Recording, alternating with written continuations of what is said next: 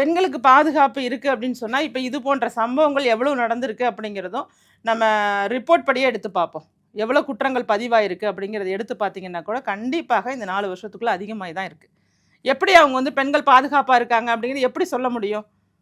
8 வயசு புள்ள காணா போனாலும் பள்ளி ஸ்கூல்லையே ஆசிரியர்கள் வந்து பாலியல் வன்கொடுமை செஞ்சுருக்காங்க அப்படிங்கிறதெல்லாம் எப்போ கேள்விப்பட்டோம்?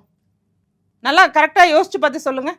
இன்னும் பல பெண்கள் சார்ந்து ஏதாவது ஒரு இடத்துல பாதுகாப்பாக நிம்மதியாக இருக்காங்க அப்படின்னு சொன்னால் இல்லவே இல்லை.